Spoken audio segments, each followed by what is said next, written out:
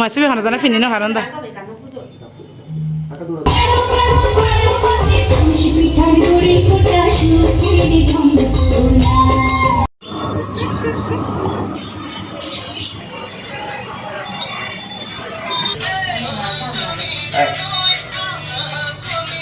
Hello everyone, welcome to my new blog. এইটা ছিল রোজার আগে কোনো একটা ফ্রাইডেতে সকালবেলা আমরা একটা মেলার উদ্দেশ্যে রওনা দিয়ে দিলাম। অনেক দিন অনেকের ব্লগে দেখতেছিলাম মতিঝিলে খুব সুন্দর একটা মেলা বসে, তো আমি আর দিদি চিন্তা করছিলাম আমরা ওখানে যাব, যেহেতু ওখানে কি অনেক কম প্রাইসে অনেক কিছুই পাওয়া যায়। তো যে ভাবনা সেই কাজ, আমি আর দিদি সকাল সকাল রওনা দিয়ে দিলাম মতিঝিলের উদ্দেশ্যে। সকালবেলা তাই আমাদের যেতে তেমন একটা টাইম লাগেনি, তো আমরা যেহেতু ঘুম থেকে উঠেই রওনা দিয়েছি, তো কিছু খাওয়া হয়নি যেহেতু রোজার আগে। তো আমরা গিয়ে ওখানে হচ্ছে নাস্তা করে নিলাম, নাস্তা বলতে একটু হালকা চা নাস্তা খেয়ে নিলাম। তো এইভাবে কে কে খেয়েছেন বলেন?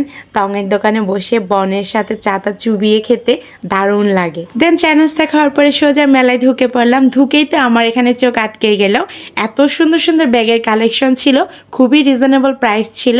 আমি কিন্তু এই ব্যাগটা নিয়ে নিছি। আমি ব্যাগটা হাতে নেওয়ার পরে অনেকে হচ্ছে ওয়েট করতেছিল কখন আমি রাখবো, তো এই জন্য আমি রাখতেছি না, খুব সুন্দরভাবে দেখে শুনে আমি এই ব্যাগটা নিয়ে নিছি। কারণ যেহেতু আমরা কম প্রাইসে বাইরে পেলে সন্দেহ করি যে কোনো কিছু একটা কোনো প্রবলেম থাকতে পারে, এজন্য আমি সব কিছু দেখে শুনে তারপরে ব্যাগটা এটা নিয়ে নিলাম। কোনো শপিং মলে গেলে এই ব্যাগের প্রাইস হবে তার 3 গুণ। তারপরে আমরা চলে গেলাম প্রিন্টের জর্জেটের শাড়িগুলো দেখার জন্য, কারণ আমি একটা আপুর ব্লগে দেখছিলাম উনি এখানে 300 টাকা করে খুব সুন্দর সুন্দর প্রিন্টের জর্জেটের শাড়ি নিয়েছিলেন। তো আমিও কিন্তু মিস করিনি, আমিও 300 টাকা করে এখান থেকে প্রায় 2-3টে শাড়ি নিয়ে নিয়েছি।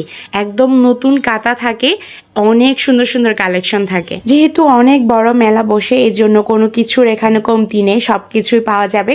যেহেতু অনেক বড় মেলা, আমার পুরোটা ঘুরে দেখানো সম্ভব না।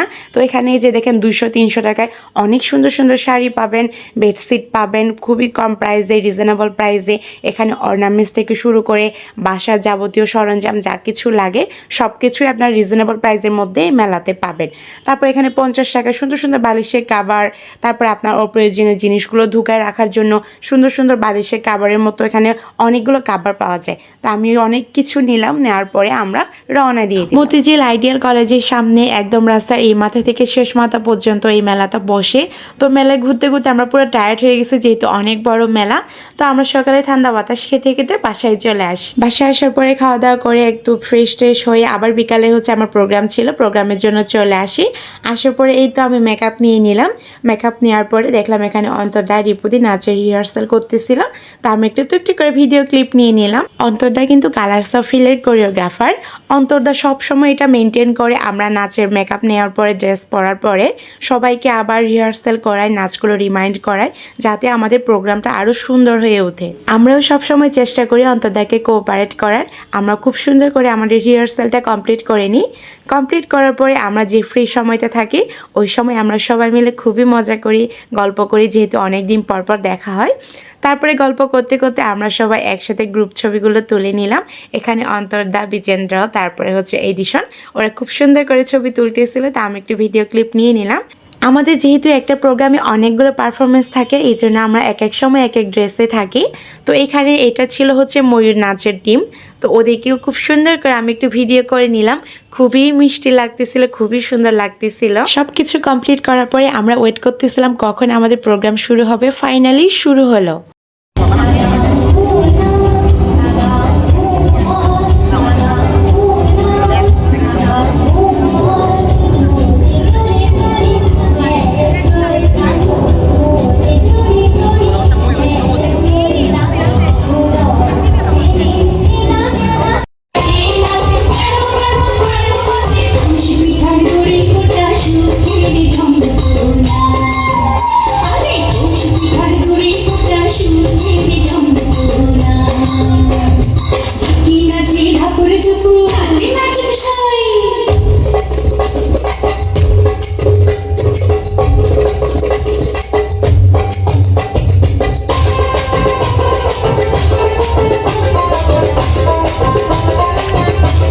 এই তো প্রোগ্রাম শেষ করে আমরা বাসার উদ্দেশ্যে রওনা দিয়ে দিলাম। Thank you for watching this video.